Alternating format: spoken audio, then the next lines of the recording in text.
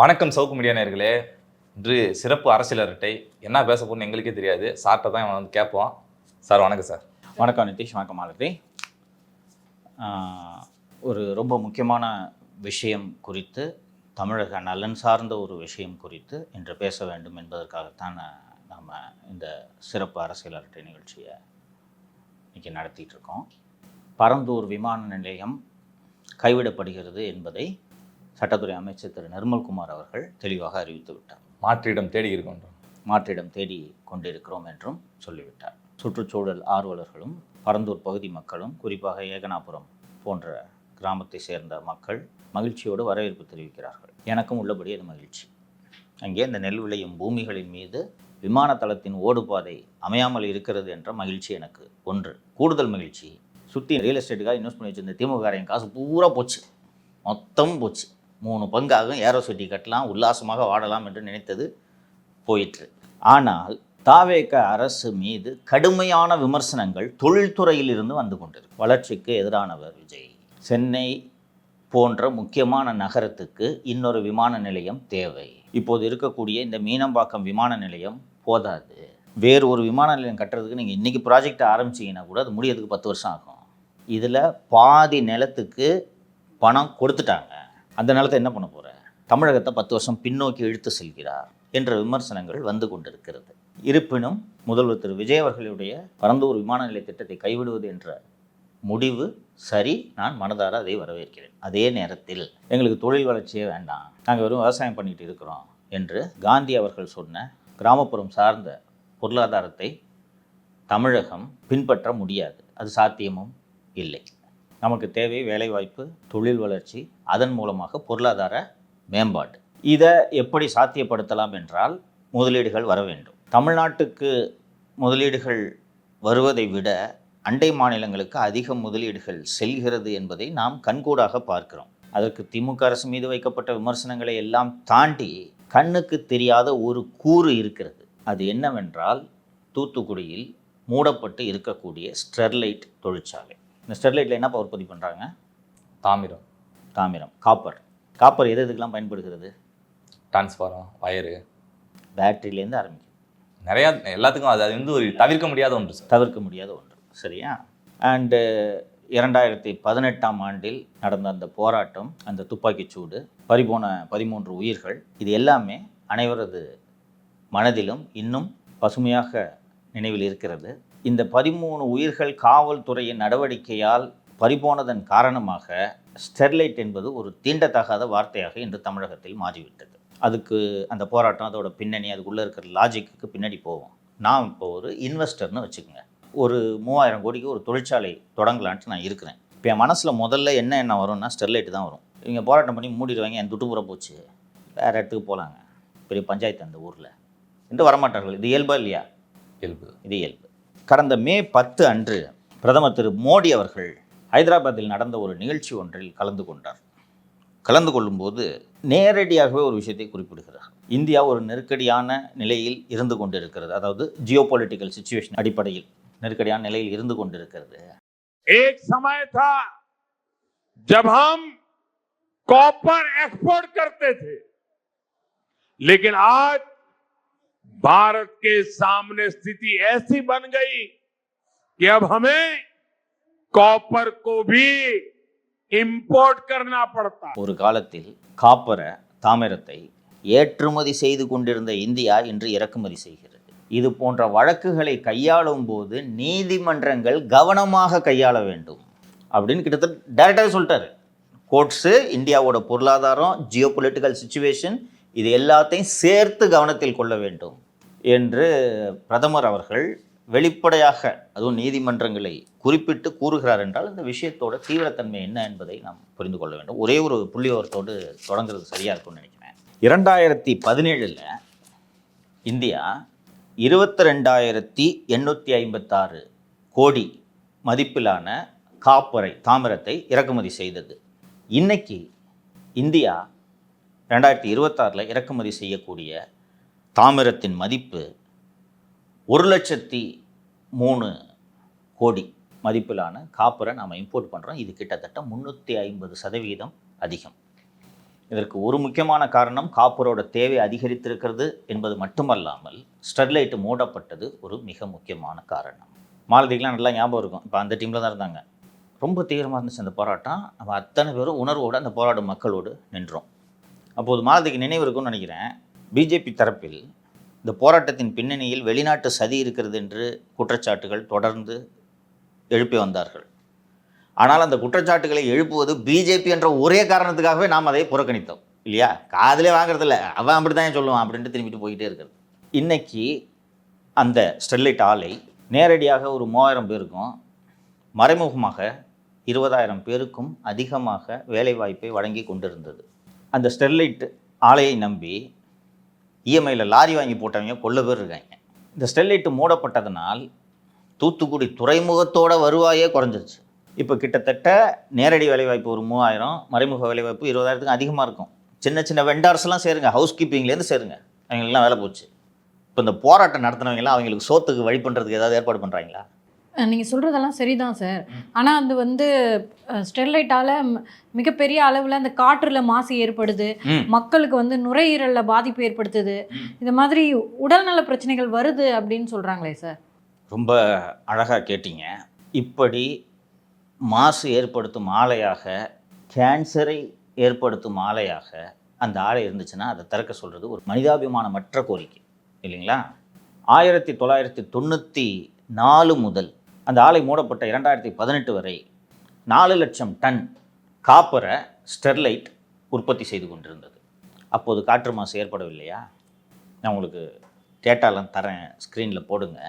Sterlite ஆலை மூடப்பட்ட பிறகு காற்று மாசில் எந்த விதமான முன்னேற்றமும் ஏற்படவில்லை என்பதை விஞ்ஞானபூர்வமான ஆராய்ச்சி தெரிவிக்கிறது. இன்னொன்று, அந்த ஸ்டெர்லைட் ஆலைக்கிட்ட இந்த காற்று மாசுன்னு நீங்கள் குறிப்பிட்டீங்க, நுரையீரல் பாதிக்கப்படுது ரைட்டா?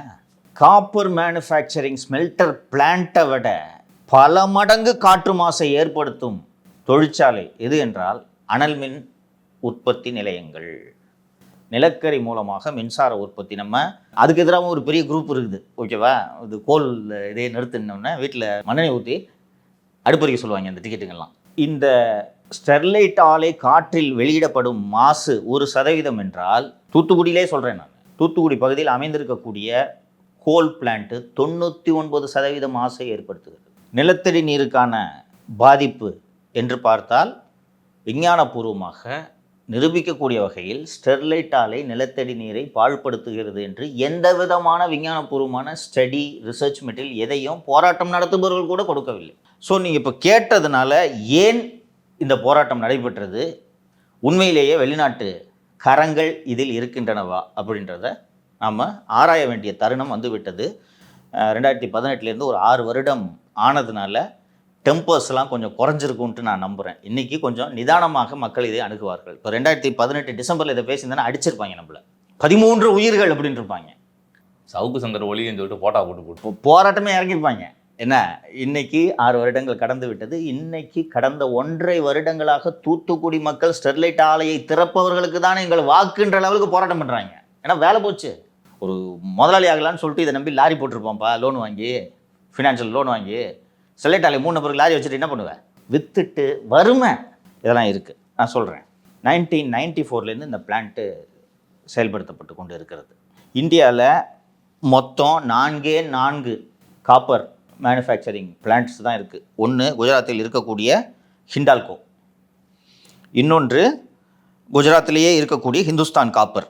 அடானியுடைய காப்பர் மேனுஃபேக்சரிங் பிளான்ட்டும் குஜராத்தில் இருக்குது.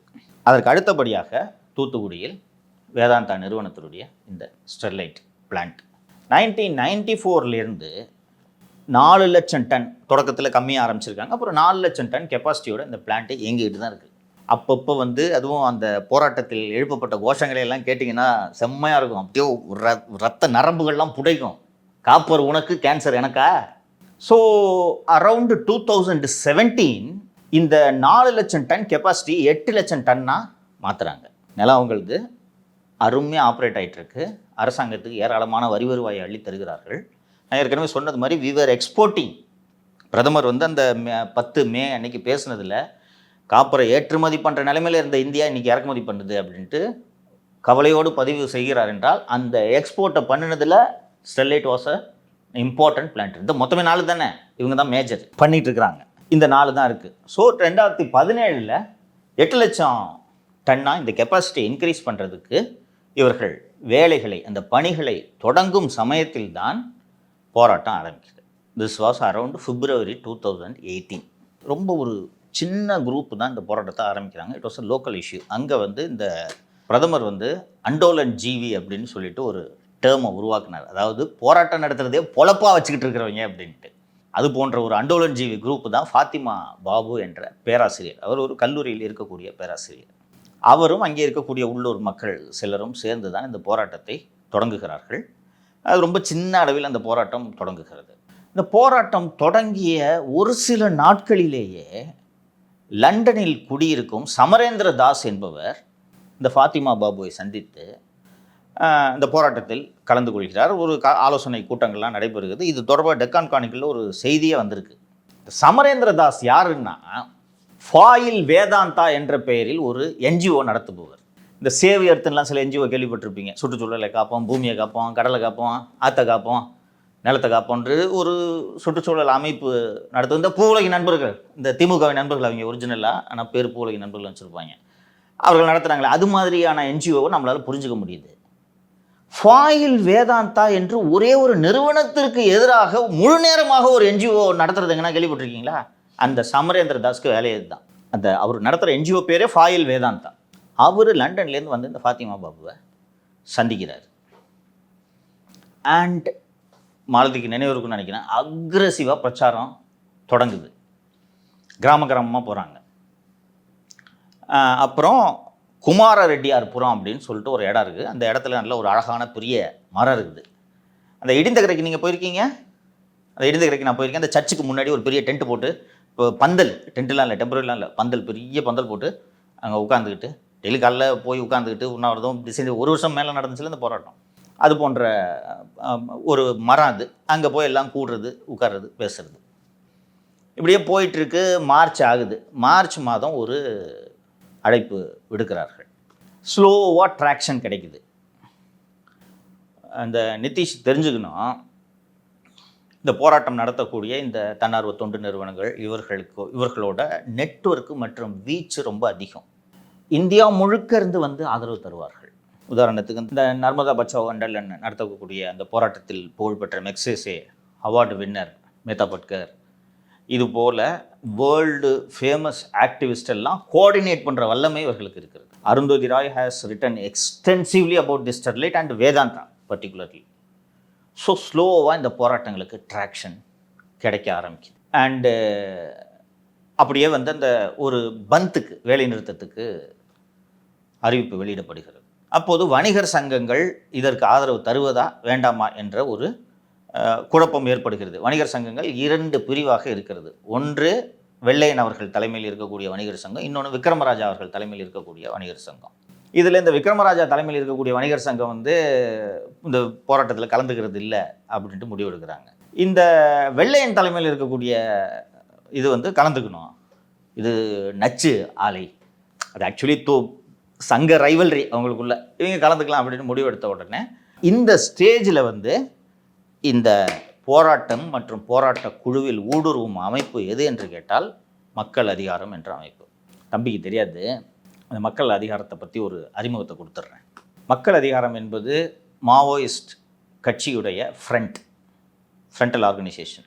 மாவோயிஸ்ட் கட்சியோட ஒரிஜினல் ஃப்ரண்டல் ஆர்கனைசேஷன் ம.க.இ.க, மக்கள் கலை இலக்கிய கழகம். அந்த ம.க.இ.க.வோட ஃப்ரண்டல் ஆர்கனைசேஷன் தான் மக்கள் அதிகாரம். மக்கள் அதிகாரம் எனக்கு நினைவு தெரிந்த 2014 இறுதி அல்லது 2015 தொடக்கத்தில் தான் இது தொடங்கப்படுகிறது. எனக்கு இது வந்து எதுக்கு திடீர்னு புதுசாக ம.க.இ.க ஒன்று இருக்குது, இது எதுக்கு புதுசாக மக்கள் அதிகாரம் அப்படின்ட்டு ஆரம்பிக்கிறாங்க அப்படின்னு பார்த்தா ஒரே முழக்கம், மூடு டாஸ்மாகை மூடு, இவ்வளோ தான். வலுவான பிரச்சாரம் தம்பி. டாஸ்மாக மூடுன்ற பிரச்சாரத்தை நகர்த்தி 2016 மிகப்பெரிய கட்சியான திராவிட முன்னேற்ற கழகத்தின் தேர்தல் அறிக்கையில் பூரண மதுவிலக்க கோரிக்கை வைக்க வச்சிட்டாங்கப்பா. அப்புறமா விசாரித்து பார்த்தா தான் தெரியுது, மக்கள் அதிகாரத்துக்கு ஃபண்டு பண்ணி இந்த பிரச்சாரத்தை தூண்டி விட்டதே திமுக. என்னென்னா ஜெயலலிதாவுக்கு நெருக்கடி கொடுக்குறது. உண்மையிலே அந்த அம்மாவை பாராட்டணும்ப்பா. இவங்க எல்லாம் அப்படி எல்லா இடத்துலையும் எங்கே பார்த்தாலும் டாஸ்மாக மூடு. நிறைய பேருக்கு புதுசாக நிறைய பேர் அரசியலை ஃபாலோ பண்ணுறாங்கன்றதுனால ஊத்தி கொடுக்கும் முத்தமிக்கு போயஸில் உல்லாசம். ஐயோப்பா, கோவன் ஒருத்தர் இருப்பார் தெரியுமா? பாட்டு கேட்டிருக்கேன். அப்போ தான் அந்த மக்கள் அதிகாரம் சார்பாக தான் அந்த பாடல் லான்ச் பண்ணப்படுது. அதில் கோவன் கைதாகிறாரு. கைதாயிட்டு வெளியே வந்து கலைஞரை போய் மீட் பண்ணுறாரு. அந்த மக்கள் அதிகாரத்தை நடத்துறதே திமுகன்றதெல்லாம் பின்னாடி தான் தெரிஞ்சுக்கிட்டேன் நான். அப்போவே எனக்கு வந்து உளவுத்துறையில் இருக்கக்கூடிய அதிகாரி சொல்லுவாங்க, நீங்கள் போலீஸ் சார், அப்படி தான் சார், மக்கள் போராட்டத்தை கொச்சப்படுத்தாதீங்க சார் அப்படின்னு. இல்லை, இப்போ யோசிச்சு பார்க்குறேன், ஜெயிலேருந்து வந்து டேரெக்டாக எதுக்கு போயிட்டு கலைஞரை பார்க்கணும்? நம்மள தான் போயிட்டு வந்தோம். யாரை பார்க்கணும் உங்களுக்கு? எடப்பாடிவா? சேக மாட்டார். நெக்ஸ்ட் ஹலோ, முதலமைச்சராக இருக்கிறது விஜய். ஓ அவரே. ஸோ அப்போ இந்த போராட்டத்தை அடுத்தடுத்து எடுத்துட்டு போய் ஒரு குறிப்பிட்ட நாளில் தமிழகம் முழுக்க டாஸ்மாக் கடைகளை முற்றுகைன்னு அறிவிச்சிட்டாங்கப்பா. அறிவிச்சு பச்சை பாஸ்க்கு இப்போ இந்த கடை இருக்கா இல்லைன்னு தெரியல, பச்சைப்பன் கல்லூரிக்கு பக்கத்தில் ஒரு ரோடு போகும், ஸ்பெட்டங் ரோட்டில் போய் ஜாயின் பண்ணுற ரோடு போகும், அந்த இடத்துல இருந்த ஒரு கடையை உடச்சிட்டாங்க பாடுச்சு. Jayalalithaa became furious. தம்பி ஒரு வாரத்துக்கு எல்லா கடைக்கும் போலீஸ் பாதுகாப்போடப்பா. வம்புக்கு போய் குடிச்சேன் நான், ஏன்னா போலீஸ் பாதுகாப்போட குடிக்கிறது குஷியாக இருந்துச்சு. எல்லா டாஸ்மாக்கும் போலீஸை போட்டிருந்தாங்க. ஸோ அந்த மக்கள் அதிகாரம் இந்த போராட்டத்துக்குள்ளே நுழைஞ்சு வெறும் மக்களின் போராட்டமாக இருந்த இந்த போராட்டத்தை வன்முறை போராட்டமாக மாற்ற வேண்டும் என்று அவர்கள் திட்டமிட்டு விட்டார். அப்போது அந்த போராட்டம்லாம் நடந்துகிட்டு இருக்கும்போது நடுவில் இதெல்லாம் ரொம்ப நீங்கள் கவனிக்கணும். இந்த போராட்டத்துக்கும் சர்ச்சுக்கும் என்ன தம்பி சம்மந்தம்? ஆரம்பத்தில் இந்த போராட்டத்துக்கு பிரச்சாரம்லாம் பண்ணுறாங்க. இந்த தூத்துக்குடி பகுதியில் கிறித்துவ மக்கள் அதிகம், உங்களுக்கு தெரியும். அங்கே தூத்துக்குடி, கன்னியாகுமரி இந்த பகுதியிலேயே வந்து கிறித்துவ மக்கள் அதிகம். போராட்டத்துக்கு என்ன நம்ம கிட்ட வரமாட்டேங்கிறாங்கன்னு சொல்லிட்டு மோகன் சி லாசரஸை கூப்பிட்றாங்க. அவர் இந்த பூமியிலே நச்சை விதைக்கும் ஒரு ஆலை அப்படின்ட்டு ஆரம்பிக்கிறார். அல்லேலூயா அப்படின்றார். சொன்னவன ஒரு பெரிய கூட்டம். தூத்துக்குடியில் ஸ்டெர்லைட் என்கிற ஒரு நச்சு ஆலை, அடுத்தது மக்களுடைய உயிருக்கு ஆபத்து. தூத்துக்குடிக்கே பெரிய ஒரு ஆபத்தான ஒரு ஆலை ஸ்டெர்லைட் நச்சு ஆலை. இப்பதான் சபைகள் எழும்பி இருக்கிறாரு. இதற்கு விரோதமாய் ஜெபம் பண்ண சபை எழும்பி விட்டது தூத்துக்குடியில. அல்லேலூயா. ஸோ இந்த பிரச்சாரம் எப்படி வலுவாக முன்னெடுக்கப்படுதுன்றது பார்க்கணும். ஃபஸ்ட்டு தொடக்கத்தில் நீங்கள் அதை கவனிக்கணும். அந்த சமரேந்திர தாஸ்ன்ற ஆள் லண்டன்ல இருந்து வேலை பண்ணிக்கிட்டு வர்றாரு. அண்ட் நன்றாக கவனிக்க வேண்டும், அந்த போராட்டம் நடத்துபவர்களின் கோரிக்கை ஸ்டெர்லைட் ஆலை விரிவாக்கத்தை தடை செய்ய வேண்டும். 4 lakh டன் கெப்பாசிட்டியிலேருந்து 8 lakh டன் கெப்பாசிட்டி ஆகிறத தடை செய்யணும். இந்த பந்து மார்ச் மாதம் பந்து நடத்துகிறாங்கல்ல, சக்ஸஸ்ஃபுல்லாக நடக்குது. பந்து சக்ஸஸ்ஃபுல்லாக நடந்த உடனே இவங்களுக்கு அப்போ அந்த கோரிக்கை, அந்த விரிவாக்கத்தை தடை செய்கிற கோரிக்கை, பேன் ஸ்டெர்லைட் சேவ் தூத்துக்குடி. எப்படி ஸ்டெர்லைட்டை பேன் பண்ணால் தூத்துக்குடி காலியாம். என்கிட்ட 20 வருஷமாக நடந்துனுக்குது, அப்போ நல்லா தாண்டா இருந்துச்சு Thoothukudi. Ban Sterlite save Thoothukudi. இதுக்கு நடுவில் அப்போது புதிதாக அரசியல் கட்சி தொடங்கி இருக்கக்கூடிய டார்ச் லைட்டு கட்சி தலைவர் போகிறார். அவர் அப்படி பார்த்துட்டே இருக்கார். நல்ல ஐட்டமாக ஏதாவது சிக்கினா அதை தூக்கிக்கிட்டு அப்படியே நம்ம கட்சியை டெவலப் ஆகி 21 சிஎம் ஆகிடலான்னு சொல்லிட்டு அப்படியே ஆரம்பித்த உடனே அவர் வந்து முதல்ல களமிறங்குகிறார். அவரை வந்து இந்த போராட்டத்துக்கு அழைத்து கொண்டு செல்வது அண்டோலன் ஜீவிகளில் ஒருவரான திரு நித்யானந்த் ஜெயராமன். அங்கேயும் போய் லைட்டு கிட்டு விட்டு எரியலையே? இல்லை, அங்கே லைட்டு ஸ்டெர்லைட் ஆலைக்கிட்ட கூட்டு போயிருந்தோன்னா கல்ல கொண்டு எரிஞ்சிருப்பார். சரியா? போயிட்டு அவர் போன உடனே உங்களுக்கு ஜல்லிக்கட்டு போராட்டம், ரொம்ப சின்ன பேராக இருந்திருப்பார், ஜல்லிக்கட்டு போராட்டம் உங்களுக்கு நினைவு இருக்குன்னு நினைக்கிறேன். அந்த ஜல்லிக்கட்டு போராட்டத்துக்கு போய் பீச்சில் எட்டி பார்க்காதவரெல்லாம் பாவம் பண்ணுவேன். ஞாபகம் இருக்கா? ஐயோ போலியா நீ ஜல்லிக்கட்டுக்கு? இந்த லெவலுக்கு ஆகிப்போச்சு தூத்துக்குடி. இடிந்த கரையே கிட்டத்தட்ட அப்படி தானே இருந்துச்சு. இடிந்த கரைக்கு போய் ஒரு வாட்டி அந்த மண்ணில் கால் பதிக்கலைன்னா பாவம் பண்ணுவீங்கன்னு ஆக்கிட்டாங்க. ஸோ யார் யாரெல்லாம் இந்த பொது வாழ்க்கையில் இருப்பவர்கள், இந்த மக்கள் சார்ந்து பேசக்கூடியவர்கள், எழுதக்கூடியவர்கள், இவங்க எல்லாருமே போய் அங்கே காலை வச்சுட்டு வந்துடணுன்ற மாதிரி இது ஆயிடுச்சு.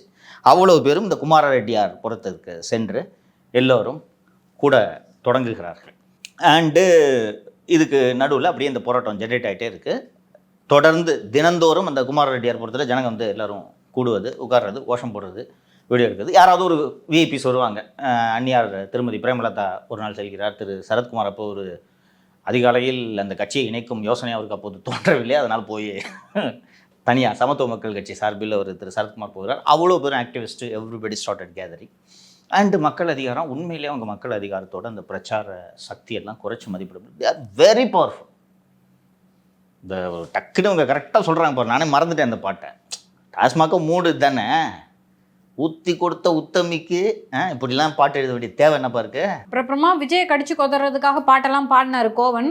பெருசாக எடுபடலை மாதிரி நான் சொல்ல வரேன், இந்த முடிச்சிடறேன் நான். ஸோ போராட்டம் தீவிரமடைந்து இது இந்த 100வது நாளுக்கு ஒரு மிகப்பெரிய அளவில் இந்த போராட்டத்தை தயார் செய்ய வேண்டும் என்று திட்டமிடுகிறார்கள். ஸோ இந்த மக்கள் அதிகாரம் மற்றும் மாவோயிஸ்ட் அமைப்புகளோட மொபிலைசேஷன் நடந்துகிட்டு இருக்கு. 100வது நாளை நோக்கின மொபிலைசேஷன். இந்த 100வது நாளில் மிக பெரிய அளவில் வன்முறையை தூண்ட வேண்டும் என்று இந்த மாவோயிஸ்ட் அமைப்பு திட்டமிட்டு விட்டார்கள். அண்ட் எந்த மாதிரியான பிரச்சாரம், மக்களின் உணர்வுகளை தூண்டுறது தானே. எந்த மாதிரியான பிரச்சாரம், அந்த மக்கள், அந்த பகுதி மக்கள் உங்களுக்கு தெரியும், எளிய மக்கள், சரியா, வெள்ளந்தியான ஜனங்கன்னு சொல்லுவாங்களா, அந்த மாதிரி ஜனங்க. அவங்கக்கிட்ட போயிட்டு அந்த கிராஃபிக்ஸ்லாம் பார்த்தீங்கன்னா செம்ம தமாசா இருக்கும். ஒரு பெண் ப்ரெக்னெண்ட்டாக இருக்காங்க, அந்த வயிற்றுக்குள்ளே இருக்க குழந்தைக்கு கேன்சர்ன்ற மாதிரி கிராஃபிக்ஸ் பார்த்தோன்னே உங்களுக்கு பயிருங்கும். அந்த மாதிரியான இதெல்லாம் போட்டு வலுவான பிரச்சனை. அப்போ தான் இந்த சோஷியல் மீடியா அக்ரெசிவாக வளர ஆரம்பிக்குது. அதில் இவங்க தேவர் வெரி டாமினேட்டிங். இதெல்லாம் பண்ணோன்னே மொபிலைசேஷன் ஆரம்பிக்குது. தூத்துக்குடி பகுதி மக்கள் அல்லாமல் தமிழகம் முழுக்க இருந்த மாவோயிஸ்டுகள் அங்கே குழுமுகிறார்கள். அப்போது உளவுத்துறை என்ன செய்து கொண்டிருந்தது என்ற கேள்வி உங்களுக்கு எழும். இதை கண்காணிக்க வேண்டிய பொறுப்பு தமிழகத்தை பொறுத்தவரை உள்நாட்டு பாதுகாப்பு ஐஜியின் கீழே வரக்கூடிய கியூ பிரிவு. அவங்க தான் மாவோயிஸ்டுகளோட நடமாட்டம், அவங்களோட செயல்பாடுகள் எல்லாம் கண்காணிக்கணும். அப்போது விக்ரமன் என்ற ஒரு எஸ்பி கியூ பிரிவில் இருக்கிறார். கீழே கிரவுண்ட் லெவலில் வேலை செய்யக்கூடிய ஆய்வாளர்கள் அலர்ட் போடுறாங்க. அவங்களுக்கு தெரியும்ல, இப்போ நான் ஒரு நோன் மாவோயிஸ்ட் அப்படின்னா என்ன வாட்ச் பண்ணிகிட்டே இருப்பாங்க, எங்கே போகிற வர்ற அப்படின்றத ஃபோன் பண்ணியே கேட்பாங்க. எங்கம்மா நேற்று எதுக்கு சேலத்துக்கு போனேன் இப்படி கேட்பாங்க. ஸோ அவங்க அதை வாட்ச் பண்ணிகிட்டே இருக்காங்க. இவங்களுக்கு தெரியுது, ஒவ்வொரு டிஸ்ட்ரிக்டில் இருக்கவங்க சார் இங்கே இந்த ஏரியாவை பார்த்துக்கிட்டு இருந்தவங்க கிளம்பி தூத்துக்குடி போகிறான் சார், என்னன்னு தெரியல சார்ட்டு அலர்ட் போடுறாங்க. அதில் அந்த வாய்ஸ் நோட்டை நானே கேட்டேன். ரவி மதின்னு ஒரு Q branch inspector, woman inspector. ஐயா, கோவில்பட்டிலேருந்து இவர் வந்திருக்காரு, இங்கேருந்து இவர் வந்திருக்காரு ஐயா, அவங்க பெருசாக பிளான் போடுறாங்க ஐயா அப்படின்னு சொல்கிறாங்க. இந்த வாய்ஸ் நோட்டை என்கிட்ட நான் போலீஸை பிடிச்சி திட்டினேன். 13 பேர் செத்த உடனே இது மாதிரி திட்டின உடனே அவங்க இதை தடுத்துருக்கலாம் சங்கர், நம்ம சைடு நடவடிக்கை எடுக்கலை, பட் வன்முறை கைமீறி போச்சு, எங்களால் ஒன்றும் பண்ண முடியாது, அலர்ட் வந்துச்சு, வந்து அதிகாரிகள் நடவடிக்கை எடுக்கலை அப்படின்றார். அப்போது எடப்பாடி பழனிசாமி புதிது, அனுபவம் இல்லை, 2 தலைமை வேற, இரட்டை தலைமை. இது இருந்தாலும் அவர் தானே சிஎம், அதெல்லாம் நம்ம இது பண்ணக்கூடாதுமா. அவர் வசூலில் தான் இருப்பார். அவருக்கு இதை பற்றிலாம் என்றைக்குமா கவலைப்பட்டிருக்காரு. பண்ணிடு வசூல் மொத்தமாக. அப்போ அந்த வீட்டில் வசூலெலாம் ஃபுல்லாக பண்ணி பாசியத்தில் கொடுத்துட்டு உட்காந்துருக்காரு இப்போ பப்பரைக்கானு. அப்போது இவர் தான் லாண்ட் ஆர்டருக்கு பொறுப்பு. இதெல்லாம் எக்ஸ்கியூஸே கிடையாது. நீங்கள் விபத்தில் சீஃப் மினிஸ்டர் இருந்தாலும் சரி, நீங்கள் எப்படியா இருந்தாலும் சரி, யோர் சீஃப் மினிஸ்டர் கண்டிப்பாக ரிப்போர்ட் பண்ணியிருப்பார். அப்போ அவர் எனக்கு தெரிஞ்சு ஐஜி மிஸ்டர் கேஎன் சத்யமூர்த்தி அப்போது உளவுத்துறை ஐஜியாக இருக்கிறார், சொல்லியிருப்பாங்கன்னு நான் நினைக்கிறேன். இன்னொன்று இதை சீரியஸாக எடுத்துக்கலாம், நீங்களாம் போலீஸ் வேலைக்கு ஆகலை சார், அவ்வளோதான் சார். ஸோ ஒரு விக்ரமன் இதை சீரியஸாக எடுத்துகிட்டு இருந்திருக்கணும், அவரும் விட்டுட்டாரு, இவங்க விட்டுட்டாங்க. அண்டு இவங்க நாங்கள் பீஸ்ஃபுல்லாக பனிமய மாத ஆலயத்தில் நாங்கள் கூடி அந்த 100வது நாள் போராட்டத்தை சிறப்பாக கொண்டாடுகிறோம் அப்படின்னு சொன்ன உடனே கபில்குமார் சரத்கர் தான் அப்போது டிஐஜி என்று நினைக்கிறேன், இந்த செல்வநகர் ட்ரெயினி ஏஎஸ்பி மகேந்திரன் என்பவர் தான் அப்போது அங்கே எஸ்பியாக இருந்தார்னு நினைக்கிறேன்.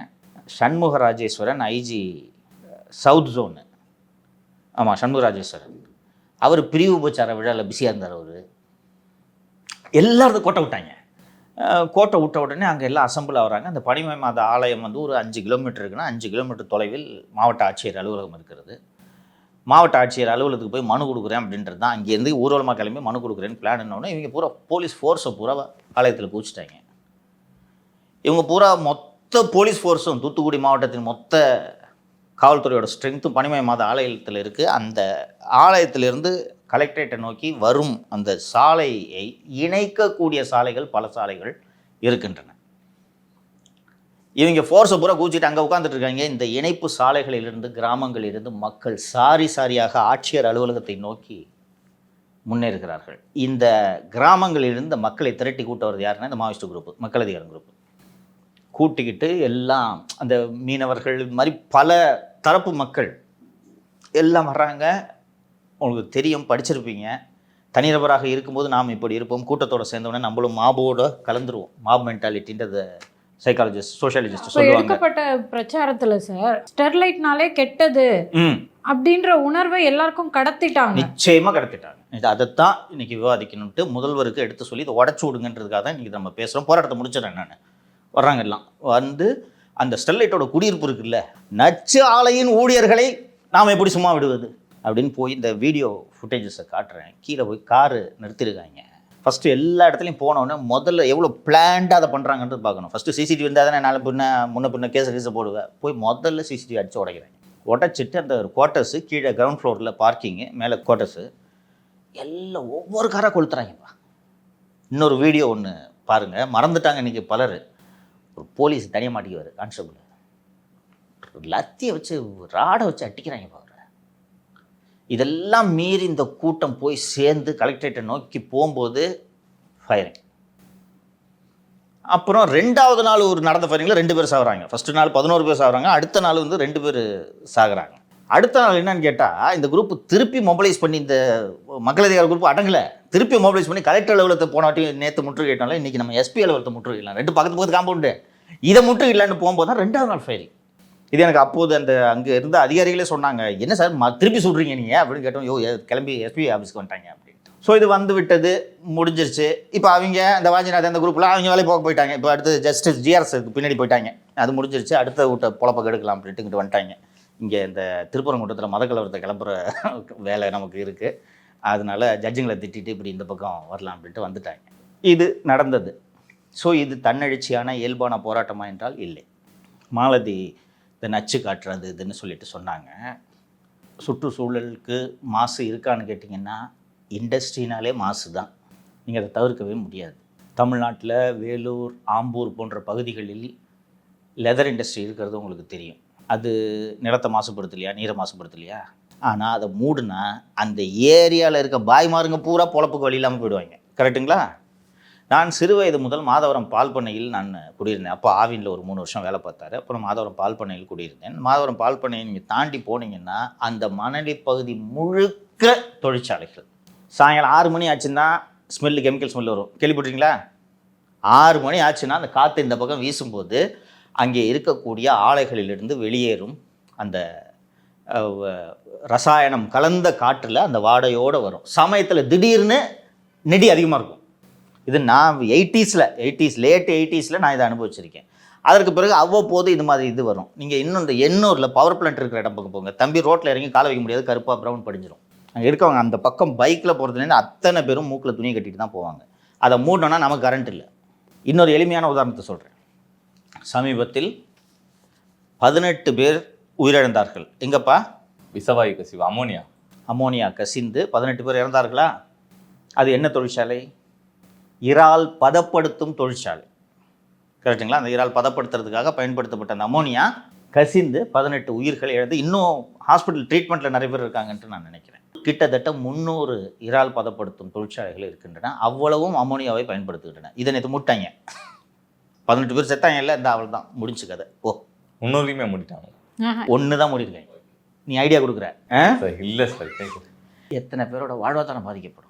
இதை சரி செய்வதற்கு என்ன செய்வது அப்படின்றது தான் இன்றைக்கி யோசிக்கணும். அது மட்டும் இல்லாமல் இப்போ ஃபாரின்லேருந்து ஒருத்தர் கிளம்பி வந்து இந்த ஃபாயில் வேதாந்தான்னு, அது என்ன, சமரேந்திர தாஸ் என்ஜிஓ சார், என்ஜிஓ அவர் இங்கே வந்து ஸ்டெர்லைட்டை மூடணும் அப்படின்னு சொல்கிறாருன்னா அவருடைய நோக்கம் மக்கள் ஆரோக்கியமாக இருக்கணும், அவங்களோட நுரையீரல் கெட்டு போகக்கூடாதுன்றது இல்லை.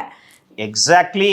ஸ்டெர்லைட்டை சபோட்டேஜ் பண்ணிட்டு அவங்க நாட்டில இருந்து நம்ம காப்பரை இம்போர்ட் பண்ணணுன்றது மட்டும் இல்லாமல் ஏன் அவர் அடானிக்காக வேலை செய்திருக்க கூடாது?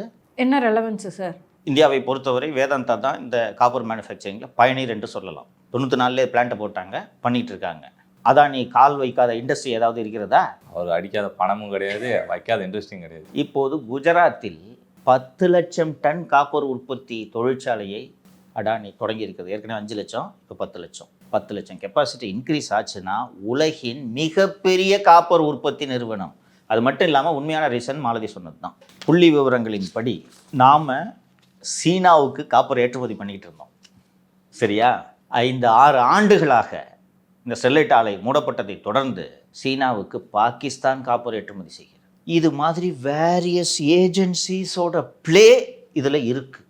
அண்ட் நான் நம்ம நிகழ்ச்சியில் சொல்லியிருக்கேன்னு நான் நினைக்கிறேன், ஏன் தமிழகத்தில் மட்டும் மற்ற மாநிலங்களில் இல்லாத வகையில் இவ்வளவு போதைப் பொருள் பிடிபடுகிறது?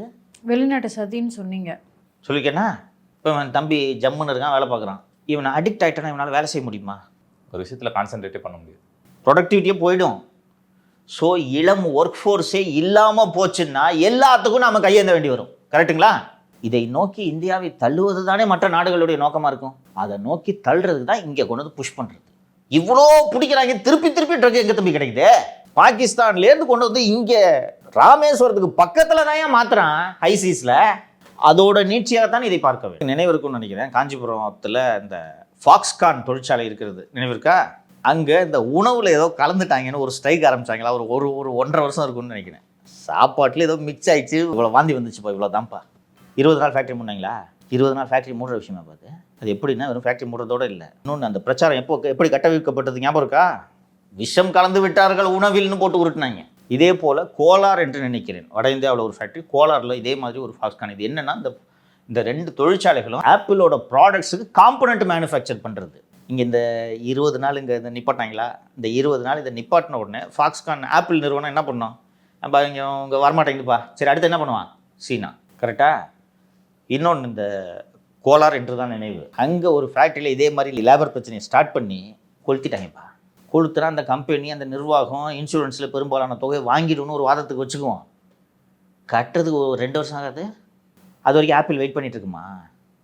இப்படி தொடர்ந்து பண்ணிகிட்டு இருந்தால் இன்வெஸ்ட்மெண்ட்டே போயிடும். ஆனால் இதில் கொஞ்சம் கேர்ஃபுல் ஆகிட்டாங்கன்னு நினைக்கிறேன். ஆஃப்டர் ஸ்டெர்லைட்டு ஃபாக்ஸ்கான் விஷயத்தில் அரசு, ஐ திங்க் மத்திய அரசே உள்ளே வந்து அதில் கொஞ்சம் கேர்ஃபுல் ஆகிட்டாங்கன்னு நினைக்கிறேன். நானே அப்போது தான் மாலதி தெரிந்து கொண்டேன், இந்த இன்வெஸ்ட்மெண்ட்ஸ் அண்ட் இண்டஸ்ட்ரீஸை பாதுகாக்கிறதுன்னு ஒரு தனி பிரிவு மத்திய அரசில், அதுக்கு ஒரு டெக்னிக்கல் டெசிக்னேஷன் வேறு சொன்னாங்க. இதுக்குன்னு ஒரு பிரிவு இருக்குப்பா.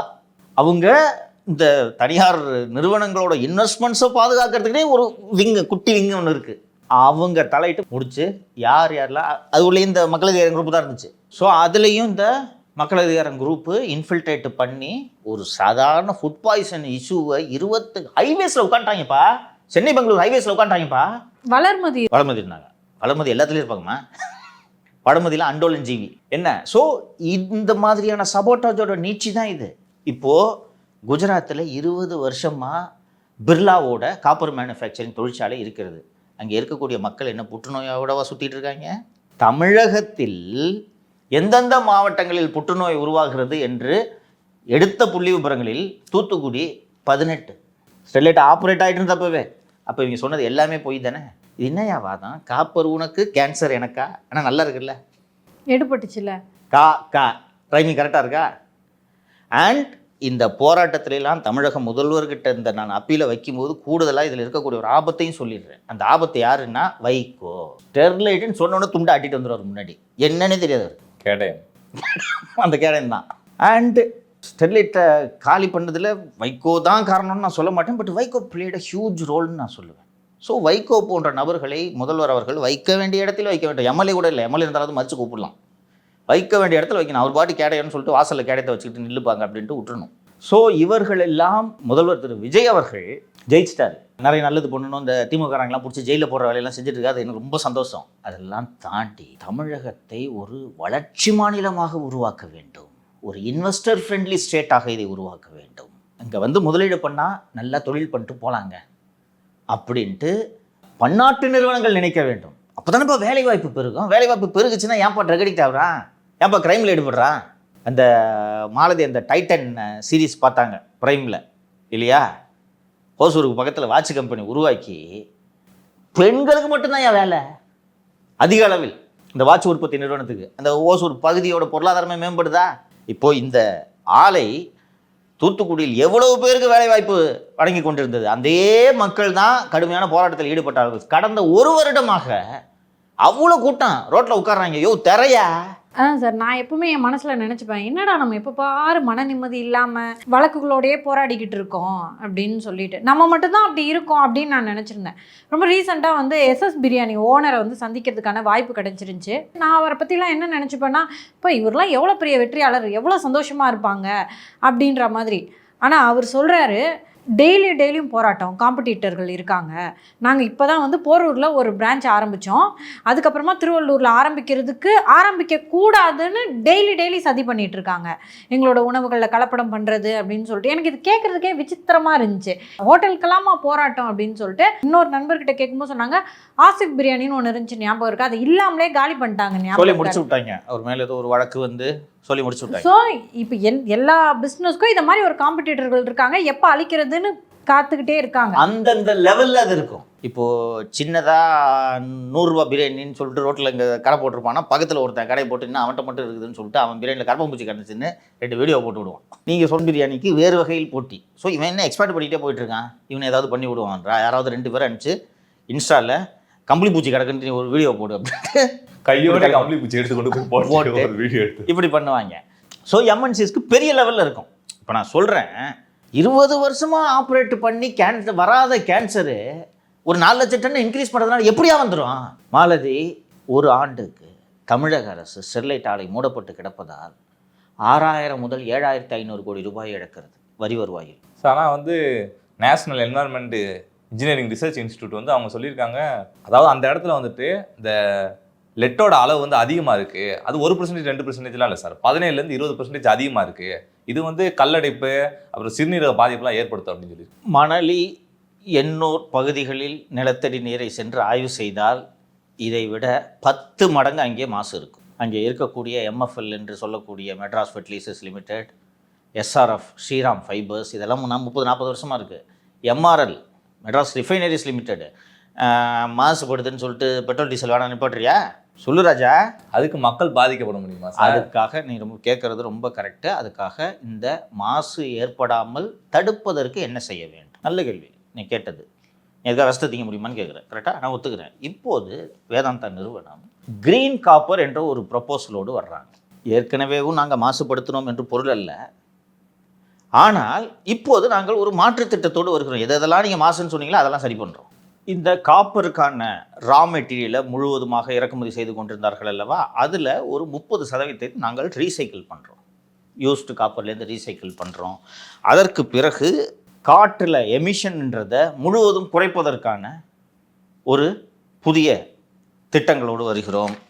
முன்னாடி இந்த தொழிற்சாலைக்காக நாங்கள் நிலத்தடி நீரை எடுத்துக்கொண்டிருந்தோம். இப்போது நிலத்தடி நீருக்கு பதிலாக 80% கடல் நீரை நன்னீராக மாற்றி அதை பயன்படுத்துகிறோம். மீதமுள்ள 20% மாநகராட்சி கழிவு நீரை சுத்தம் படுத்துறதில்ல, அந்த தண்ணியை யூஸ் பண்ணால் நிலத்தடி நீரில் கையை வைக்கல என்பது போன்ற மாற்று திட்டத்தோடு கிரீன் காப்பர் என்ற ஒரு ப்ரொப்போசலை கொடுத்திருக்கிறார்கள். நீதிமன்றத்தின் அனுமதிக்காக அவர்கள் காத்திருக்கிறார்கள். இங்கே இருக்கக்கூடிய இந்த மாசு கட்டுப்பாட்டு வாரியம் வந்து ஐயா நான் தொடமாட்ட கொடுக்க மாட்டேன் போய் அப்படின்ட்டாங்க. எடுத்தோன்னு ஸ்டெர்லைட் அந்த பேர் கூட வச்சுருக்கீங்களா, பெட்ரோல் மார்க்ஸ் லைட் கிடையாது அப்படின்ட்டாங்க பொல்யூஷன் கண்ட்ரோல் போர்டில். சொன்ன உடனே அவர்கள் நீதிமன்றத்தை அணுகியிருக்கிறார்கள். ஸோ பிரதமர் சொன்னதை இந்த இடத்துல நம்ம நினச்சி பார்க்கணும். ஒரு காலத்தில் எக்ஸ்போர்ட் பண்ணி பல ஆயிரம் கோடி அந்நிய செலாவணி ஈட்டி கொண்டிருந்த ஒரு நாடு இந்த அண்டோலன் ஜீவிகள் நடத்திய போராட்டத்தினால ஒரு தொழிற்சாலையை மூடி இன்றைக்கி இறக்குமதி பண்ணுறோன்னா எவ்வளவு ஃபாரின் எக்ஸ்சேஞ்ச் வெளியில் போகுது. ஸோ கோர்ட்ஸும் இதை கன்சிடர் பண்ணணுன்ட்டாங்க. நான் கோர்ட்ஸ் கன்சிடர் பண்ணுறதை தூக்கி ஒரு புறம் ஓரமாக வைத்து விட்டு தமிழகத்தின் புதிய முதல்வர், குழந்தை இயேசு முதல்வர் தமிழகத்தின் தொழில் வளர்ச்சியை அதிகப்படுத்தி இன்றைக்கி சும்மா ஒளிரும் குஜராத்னு இன்றைக்கி சொல்கிறாருல்ல மோடி, உண்மையிலேயே ஒளிர வச்சிட்டார்ல. எல்லா முதலீடும் அங்கே தானே போகுது.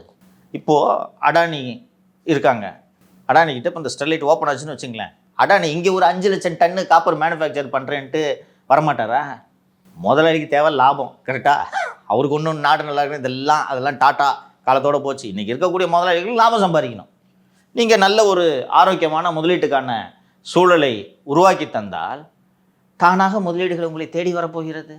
ஆந்திர பிரதேச முதல்வர் பில்லியன் கணக்கில் டாலர்களை ஒரு தமிழனை வைத்து இன்வெஸ்ட் பண்ண வைக்கிறாரா? கூகுளில் சொல்கிறேன், டேட்டா சென்டர்.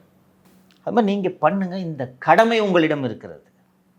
தமிழக வெற்றி கழகத்தின் ஆட்சி நடந்த இந்த காலகட்டத்தில் தமிழ்நாட்டில் முதலீடுகள் பெருகின. அதுக்கு முன்னாடி 5 வருஷமாக வெளிநாட்டுக்கு போய் முதலீடை கூட்டு வரேன்னு போயிட்டு இன்ப சுற்றுலா போயிட்டு 10 விசா எடுத்துன்னு வராமல் வந்தார் ஒருத்தர். சைக்கிள் ஓட்டு புறாவுக்கு பொறி போட்டு முதலீடு இருக்கிறேன்னு புறாவுக்கு பொறி போட்டுட்டு வந்து மக்களை ஏமாத்தினார். இவர் வெளிநாட்டுக்கே செல்லாமல் முதலீடுகளை ஈர்த்திருக்கிறார். அப்படின்றதுக்கு முதல் படியாக இது இருக்கும். இன்னைக்கு நாங்கள் சொல்லலை, அந்த பகுதி மக்களை தெரியாது அப்படின்றாங்க. அதான் போராடியவர்கள் எல்லாம் தவறான நோக்கத்துக்காக போராடல, பட் அவங்க மிஸ்லீட் பண்ணப்பட்டிருக்காங்கன்னு நினைக்கிறேன். அவர்களை தவறாக வழிநடத்தி ஒரு மாநிலத்தின் பொருளாதாரத்தை அழிக்க வேண்டும் என்ற நோக்கத்தில் அவர்களை தூண்டியவர்களுக்கு இவர்கள் இரையாகிவிட்டார்கள். இப்போது அந்த மக்களே அதை புரிந்து கொண்டு விட்டார்கள். இப்போல்லாம் வாஞ்சிநாதன் அங்கே போனான்னா கள்ளக்கூட்டு எறிவாங்க. இந்த குரூப்லாம் சார், மாகாய்க்கா மக்கள் அதிகாரம் குரூப்லாம் வந்து ஆதார் கார்டே வாங்கக்கூடாது, எங்கள் தகவல்கள்லாம் எடுக்கப்படுது அப்படின்னாங்க. இப்போ எல்லாருமே ஆதார் கார்டு வச்சுருப்பாங்கன்னு நினைக்கிறேன். மெட்ரோ ட்ரெயின் வரக்கூடாதுன்னு சண்டை போட்டிருக்காங்க ஒரு தடவை. ஏம்மா 90களில் கம்ப்யூட்டர் வரக்கூடாதுன்னு சண்டை போட்டிருக்காங்கம்மா. நான் எனக்கு தெரியுமா? அவங்க சொல்றதை நீங்கள் பின்பற்றுறீங்கன்னா கையில் ஒரு அலுமினிய தட்டை எடுத்துகிட்டு வீடு விட பிச்சை எடுக்கணும்பா. இது ஒன்று தான் வழி. அதனால் சரி, இப்போ நீ செல்ஃபோன் யூஸ் பண்ணாமல் இருக்கேன், சிம்பிளாக கேட்குறேன். அமெரிக்காக்காரன் வச்சிருக்க ஃபேஸ்புக்கில் தானே இந்த போஸ்ட் போடுற நீ, யூடியூப்பில் தானே களமாட்டின்னு இருக்கிற, யூஸ் பண்ண மாட்டேன்னு சொல்லு. நம்மகிட்ட வந்து இது பண்ணுறது இதெல்லாம் மக்கள் புரிந்து கொண்டு விட்டார்கள். முதல்வர் புரிந்து கொள்ள வேண்டும். அதனால் உறுதியாக எடுக்கணும். இப்போ இந்த ஸ்டெர்லைட்டை திறக்கலான்னு முதல்வர் சொன்னான்னா கூட 10 பேர் கத்துவான், சார் ஸ்டெர்லைட் சார், ஐயோ சார் அப்படின்வான். அப்படிலாம் ஒன்றும் இல்லை, மூடிட்டு உட்காரணும். சிஎம் மூட்டு உட்காரு தெரியும் எனக்கு அப்படின்ட்டு கூப்பிட்டு இந்த ரீல்ஸ் மினிஸ்டர் தூக்கி ஓரமாக வச்சுட்டு ப்ராப்பரான ஒரு இண்டஸ்ட்ரி செக்ரட்டரி கூப்பிட்டு என்னையா பண்ணணும், இது பண்ணலாமான்னு கேட்டவுடனே ஆஃபீஸர்ஸ், நல்ல சேன் ஆஃபீஸர்ஸ் இருக்காங்க, சொல்லிவிடுவாங்க. Yes sir, right, copper is a very important, copper critical மெட்டல்னு சொல்கிறாங்க. அதை ஸோ வெரி இம்பார்ட்டன்ட் காம்பனண்ட்டு. நாம் ஒரு காப்பர் உற்பத்தி ஹப்பாக இங்கே இருந்தோன்னா வில் பி அ பவர்ஃபுல் ஸ்டேட்ன்றது அதிகாரிகள் கண்டிப்பாக முதல்வருக்கு சொல்வார்கள். நல்ல முடிவை முதல்வர் எடுப்பார் என்று நான் நம்புகிறேன். பட்ஜெட் வருகிறது, அதனால் தான் நான் இப்போ பேசுகிறேன். இவ்வளவு நாள் இல்லாமல் உனக்கு என்ன அக்கறை, உலகத்தில் யாருக்கும் இல்லாத அக்கறை என்று நீங்களும் கேட்பீர்கள். பட்ஜெட் வருது. 2 நாட்களுக்கு முன்பு தொழில்துறை சம்பந்தமாக இந்த பட்ஜெட்டில் ஆலோசனைகளை முதல்வர் அவர்கள் நடத்தினார் என்று நான் கேள்விப்படுகிறேன். ஸோ பட்ஜெட்டிலேயே ஒரு நல்ல டிசிஷனாக முதல்வர் அவர்கள் எடுக்க வேண்டும் என்ற கோரிக்கைக்காக தான் பட்ஜெட்டுக்கு முன்னாடி இது பற்றி பேச வேண்டும் என்பதுக்காக தான் நான் பேசுகிறேன். சார் நீங்கள் சொல்கிறதுலாம் நல்லா தான் சார் இருக்குது. 2010 ஹைகோர்ட் ஜட்ஜ்மெண்ட்டில் வந்துட்டு அதில் ஒன்று போட்டிருந்தாங்க. 1997 5ஆம் தேதி 7ஆம் மாதம் வந்துட்டு சுமார் அங்கே பக்கத்தில் வேலை பார்த்துட்டு இருந்த ஒரு 100 பேர் மயங்கி விழுந்துட்டாங்களாம். அது காரணம் வந்து SO2 அப்படின்னு தான் சொல்லுவாங்க. SO2 என்பது சல்ஃபர். ஓகேவா, ஃபஸ்ட்டு இந்த ஜட்ஜ்மெண்ட்டுக்கு சொல்லிடுறேன். அந்த 2010 ஜட்ஜ்மெண்ட்டுக்கு பிறகு உச்சநீதிமன்றத்திற்கு அந்த வழக்கு போய் உச்சநீதிமன்றம் நீங்கள் தொடங்கலாம், தேவையான செக்ஸை பண்ணுங்கன்னு சொல்லிவிட்டு அதற்கு பிறகு 8 ஆண்டுகள் அந்த தொழிற்சாலை இயங்கி கொண்டிருந்தது. இந்த SO2வை 99% SO2வை இவர்கள் சல்ஃபியூரிக் அமிலமாக மாற்றி விடுகிறார்கள், மாற்றி வித்துடுறாங்க. அந்த சல்ஃபியூரிக் ஆசிடை எடுத்துகிட்டு போகிறதுக்குன்னு ஒரு 100-200 லாரி, டேங்கர் லாரிஸ் தொழில் இருந்துகிட்ருக்கு. இந்த சல்ஃபியூரிக் ஆசிட் சோப்பு, டிட்டர்ஜென்ட்டு, குறிப்பாக பேட்டரி ஆகியவை தயாரிப்பில் இந்த சல்ஃபியூரிக் ஆசிட் பயன்படுகிறது. 99% SO2வை அவங்க ஆசிடாக கன்வெர்ட் பண்ணி வியாபாரம் பார்த்துடுறாங்க. 1% வெளியில் வருது. 1%ல் எப்படி இது நடக்கும்? இன்னொன்று, அந்த 97 இன்சிடெண்ட்டு, நீங்கள் குறிப்பிடுற இன்சிடெண்ட்டு நான் விசாரித்த வரையில் ஸ்டெர்லைட்டால் நடந்தது என்பதற்கு எந்த விதமான உத்தரவாதமும் இல்லை, ப்ரூவ்டு தியரி எதுவும் இல்லை. அங்கே ஸ்டெர்லைட் மட்டுமே ஆலை கிடையாதுல்ல, எவ்வளோ ஆலை இருக்குது. பட் இது 94லேருந்து அடிச்சிட்டு இருக்கிறோம், இவன் தான் நல்லா கொழுன்னு இருக்கான், 4 சாத்தலான்னு சொல்லிட்டு அன்று இது தொடங்கப்பட்டு நீதிமன்றத்தை அடைந்திருக்கிறது. அண்டு ஃபர்தர் 99% அவங்க தான் ரீயூஸ் பண்ணிடுறாங்கல்ல, ஆசிடாக கன்வெர்ட் பண்ணி வித்துடுறாங்க. அப்புறம் எங்கே SO2 வெளில போகுது? இன்னொன்று, there now coming up with green copper proposal இல்லை. அது மட்டும் இல்லாமல் சுத்தமாக ஆலை மூடி சட்டரை சாத்துறதுக்கு இவ்வளவு பேருக்கு வேலை வாய்ப்பையும் அந்நிய செலாவணியையும் ஈட்டித்தரக்கூடிய ஒரு தொழிற்சாலையை உரிய கவனத்தோடு உரிய பாதுகாப்பு ஏற்பாடுகளோடு திறந்து தமிழ்நாட்டின் வளத்தை பெருக்குவதில் என்ன தவறு? இதுதான் முதல்வரின் ஆலோசனைக்கும் பரிசீலனைக்கும் நாம் நம்ம சேனல் மூலமாக எடுத்து வைக்கிறோம். அவ்வளோதான். நன்றி. நன்றி சார்.